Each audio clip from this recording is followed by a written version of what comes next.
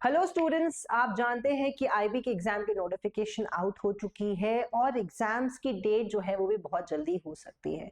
तो इंग्लिश जो है उसमें मेजर रोल प्ले करने वाला है। ये आप जानते हैं कि आईबी के जो सिक्योरिटी असिस्टेंट के एग्जाम की अगर मैं बात करूं तो प्री में आपके 20 मार्क्स की इंग्लिश तो आएगी आएगी, बट मेंस में भी उसका बहुत इंपॉर्टेंट टीयर 2 में इंपॉर्टेंट रोल होगा। क्यों? क्योंकि आपको जो पैसेज दिए जाएंगे उसको आपको जो भी आपके जैसे हिंदी से उसको आपको इंग्लिश में ट्रांसलेट करना होगा, और आपके पास एक और टॉपिक दिया जाएगा, इसको आपको द लैंग्वेज में इंग्लिश से आपको रीड करके उसको अपनी मदर टंग में या जो भी आप लैंग्वेज प्रेफर करेंगे उसमें ट्रांसलेट करना पड़ेगा। तो इंग्लिश इसमें काफी इंपॉर्टेंट रोल प्ले करेगा। आईबी के एग्जाम्स में इंग्लिश का ही रोल है। अगर मैं बात करूं टीयर 2 की, तो पहले हमें ये समझना है कि हम पहले टीयर 1 को कैसे क्वालिफाई करें और इंग्लिश में कैसे अच्छे मार्क्स ला सकते हैं। कि इंग्लिश पहले हम ये प्री निकाले, फिर मेंस के साथ हम लोग उसको आगे बढ़ेंगे। बट दो चीजें मैं गाइज आपको बताऊंगी कि अगर हमें आईबी का एग्जाम लेके चलना है, अगर मैं आईबी के एग्जाम को सीरियसली लेके चल रही हूं, तो मेरे लिए जो मैटर ये करता है कि मुझे एग्जाम निकालना है, सिर्फ प्री नहीं निकालना, मुझे एग्जाम को क्वालिफाई करना है। तो इसके लिए आप इंग्लिश को अभी से थोड़ा सा सीरियसली पढ़ना चालू करेंगे। पढ़ना चालू करेंगे मतलब कि इंग्लिश को समझना पड़ेगा। हम लोग ये सोचते हैं कि ग्रामर जो है हम उसको रट के कवर कर लेंगे, ठीक है। हो सकता है कुछ एग्जाम्स में, जैसे एसएससी के कुछ एग्जाम्स में डायरेक्ट रूल्स पूछती जाती है, कुछ कुछ एग्जाम्स में तो ये काम बन जाता है, बट ये इसमें नहीं बनने वाला। क्यों? क्योंकि आपने यहाँ पे भी रूल्स रट के अगर कर लिया, प्री निकालने, मगर मेंस में तो निकालना है आपको। ट्रांसलेशन आपको लिखना आना चाहिए, इंग्लिश आपको इंग्लिश आनी चाहिए। तो इसके लिए आपको ग्रामर थोड़ा सा डिटेल में पढ़ना पड़ेगा। ओके, अब ये कैसे कर सकते हैं? आप ग्रामर को अच्छी बुक से पढ़िए और जो आप पढ़ रहे हैं ना उसको अप्लाई भी कीजिए। अभी से थोड़ा सा लिखना चालू करें। थोड़ा सा लिखना मतलब सेंस कि आपने कुछ पढ़ा, आपको कुछ चीज समझ में, उसको आपने कुछ रीड किया। फॉर एग्जाम्पल, आप पहले तो एडिटोरियल, अभी से एडिटोरियल नहीं तो कुछ भी बुक, कोई भी बुक आप रीड करना चालू करें, और ये आदत अभी से डालें कि एटलीस्ट 10 मिनट, मिनिमम 10 मिनट्स आप लिखना स्टार्ट करें। उससे क्या होगा, आपने जो ग्रामर पढ़ी है, जिस भी बुक से पढ़ी है, बट मैं सजेस्ट करूंगी कि आप टीचर से पढ़ें। जैसे मैं आपको ग्रामर पढ़ाती हूँ तो हम समझा के पढ़ाते हैं, क्योंकि बचपन से हम ग्रामर समझते नहीं है, हम लोग बस उसको एज डिफरेंट सब्जेक्ट्स लेके चलते हैं, but it's not a subject, it's a language and we have to understand it. तो आपको लैंग्वेज को थोड़ा समझना पड़ेगा कि इसकी फ्रेमिंग कैसी है, स्ट्रक्चरिंग कैसी है, क्यों हम यहाँ पे वर्ड लगा रहे हैं, ये वर्ड का यूज क्या है, ये सारी चीजें, ठीक है। तो आप ग्रामर को अच्छे से पढ़ेंगे एंड रीड एंड राइट अभी से थोड़ा सा स्टार्ट कीजिए। ग्रामर को समझना पड़ेगा, अब रट के काम नहीं बनने वाला, ठीक है। फिर सेकंड पार्ट आता है वोकैबलरी। अब आपको प्री में भी इसकी बहुत ज्यादा जरूरत है और मेंस में भी ऑब्वियसली, क्योंकि अगर आपके पास वहां पे एक अच्छे वर्ड्स दिए और आपको उस वर्ड का मीनिंग नहीं पता तो आप लिख नहीं पाओगे और आपके शब्द बड़े हो जाएंगे। वोकैब जो होता है, आप बहुत सारे वर्ड्स को एक वर्ड, जैसे वन वर्ड सब्स्टिट्यूशन, एक सेंटेंस का आपको वन वर्ड बताना होता है। तो अगर आप लोगों को वो वर्ड्स नहीं बताओगे तो आप लोग ना, आपकी सेंटेंसेस की लेंथ बढ़ जाएगी, ठीक। तो वोकैबलरी जो है आपको उस पर काम करना होगा। अब वोकैबलरी पे करना क्या है, स्टूडेंट्स के साथ प्रॉब्लम ये है कि वोकैबलरी को जो है हम लोग बहुत ज्यादा मक करते रहते हैं मगर रिविजन नहीं करते। अब जो 30 डेज मान लो हमारे पास है ना, 30 डेज हमारे आईबी के एग्जाम के लिए, तो हमें करना क्या है, पहले तो आप एक टारगेट सेट कर लो कि मुझे इतने सिनोनिम एंटोनिम्स, इतने वन वर्ड्स और इतने इडियम्स करने हैं। क्योंकि टारगेट रहेगा ना तो आपको उसको फुलफिल होते दिख में तसल्ली भी होगी और एक स्ट्रेस भी होगा, यार मुझे इतना पढ़ना था। हम लोग क्या करते हैं, हम लोग सोचते हैं कि पढ़ते रहते हैं, हम कोई 10,000 12,000 20,000 वाली बुक ले लेते हैं कि जितना हो गया नहीं।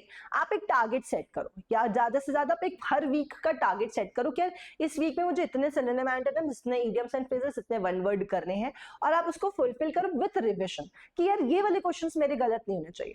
Multiple revision. वोकैब में जो इंपॉर्टेंट है वो है रिविजन। वोकैब को याद करना इंपॉर्टेंट नहीं है, वोकैब को याद रखना चैलेंज है। ये इंपॉर्टेंट है कि आप उसको याद कैसे रखते हैं, कैसे याद रखते हैं। आपने मुझे कोई अपनी मदर टंग में, मान लो आपने मराठी में मुझे कोई वर्ड बताया और मैंने उसके वर्ड के बारे में फिर कभी मतलब बहुत टाइम से ना सुना, ना बोला, ना कोई कहीं पढ़ा, और वो वर्ड अचानक से मुझे सुनाई में आएगा तो मैं ऑलरेडी वो वर्ड भूल चुकी हूँ। आप समझे इस बात को, लॉजिक समझे, है ना, साइकोलॉजिकली ये चीज है। मगर अब वो वर्ड आपने मुझे बताया, मैं वो बार बार सुन रही हूँ, कहीं ना कहीं सुन रही हूँ, कहीं ना कहीं पढ़ रही हूँ, तो वो वर्ड बार बार मेरे माइंड में आ रहा है, तो वो वर्ड मुझे अपने आप याद हो जाएगा। मुझे बहुत ज्यादा रट्टाफिकेशन करने की जरूरत नहीं है। सो वोकैबलरी को बहुत से ज्यादा रिविजन कीजिए। आप इन दोनों पे काम करना पड़ेगा। आप हाँ ऐसा कर सकते हैं कि प्री आपने ग्रामर के रूल्स वूल्स पढ़ के थोड़ा बहुत करके कवर कर लिया, बट वो आपको इवेंचुअली पीछे कर देगा मेंस में।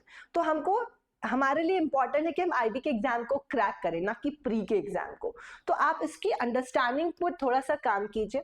इसको आप टारगेट लेके कि मुझे इतना वोकैब करना है, और ट्रिक से कीजिए। अगर आपको डिफिकल्ट वर्ड्स याद नहीं होते तो आप उसमें कोई ट्रिक्स बनाएं। जैसे मेरी क्लासेस में मैं स्टूडेंट्स को 3 से 4,000 वोकैबलरी करवाती हूँ, सब ट्रिक से करवा देती हूँ। तो वो ट्रिक्स याद हो जाती हैं, तो वो वर्ड याद नहीं आता तो वो ट्रिक से क्लिक हो जाता है कि अरे इसका मतलब ये है। तो ये थोड़े शॉर्ट फास्ट मेथड होते हैं कि शॉर्ट और फास्ट की फटाफट वर्ड्स याद हो जाए।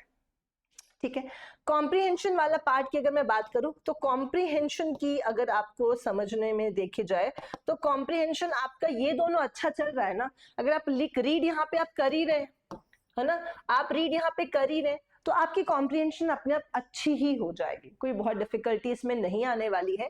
तो फिलहाल प्री के एग्जाम में आप इन दोनों पे काम कीजिए and at least 10 to 15 minutes daily right करें। अब ये मत सोचिए कि यार टाइम कम है तो मैं बाद में कर लूंगा, ये बाद वाला काम आपको आपके ये 1 महीने को भी बर्बाद कर देगा, क्योंकि अगर ये नहीं निकलता second step. So please right 10 to 15 minutes.